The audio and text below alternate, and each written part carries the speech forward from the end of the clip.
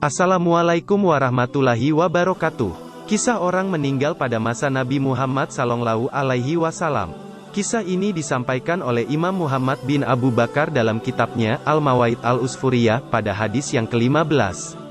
Namun, bukan masalah utangnya yang bisa diambil ibrah, tapi amalan masa hidupnya yang membuat kita takjub.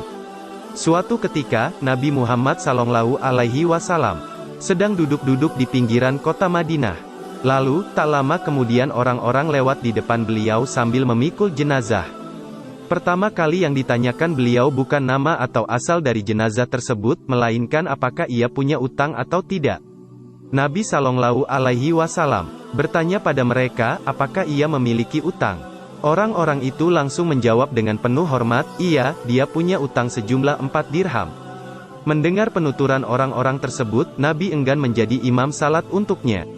Aku tidak mau menyalati orang yang punya utang walau hanya 4 dirham, dia meninggal sebelum melunasi utangnya. Semua orang tentunya paham mengapa Nabi Muhammad bersikap seperti itu. Semua itu biar menjadi pelajaran bagi para sahabat.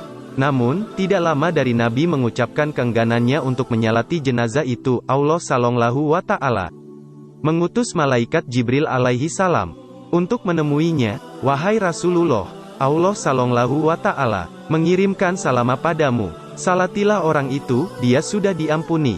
Aku sudah melunasi utangnya atas perintah Allah. Katakan pada mereka, siapa saja yang ikut menyalatinya, maka ia juga akan diampuni, terang malaikat Jibril pada Nabi Muhammad Sallallahu Alaihi Wasallam merasa takjub pada jenazah itu. Mengapa bisa ia mendapatkan karomah tersebut? Beliau menanyakan hal itu pada malaikat Jibril alaihi salam. Itu semua karena keistiqomahannya dalam membaca surat Al-Ikhlas tiap hari sebanyak 100 kali. Karena di dalamnya terdapat penjelasan tentang sifat-sifat Allah dan pujian untuknya, jawab malaikat. Dalam hal orang yang mati meninggalkan utang, Rasulullah Sallallahu Alaihi Wasallam memang tidak kenal kompromi. Beliau tidak akan menyalatinya hingga ada yang menanggung seperti halnya kisah ini. Karena jiwa setiap orang mukmin digantungkan pada utangnya. Jika semua utangnya lunas, maka ia akan dipermudah hisapnya. Namun jika mati meninggalkan utang, maka lain lagi ceritanya, jiwanya akan mengambang walau semasa hidup ahli ibadah. Dalam hal utang, oleh karenanya, lebih baik kita pikirkan matang-matang sebelum berutang. Sekiranya mampu mengembalikan, maka tidak ada larangan untuk berutang. Namun sekiranya tidak sanggup melunasi, maka lebih baik terus terang saja saat akan meminjam.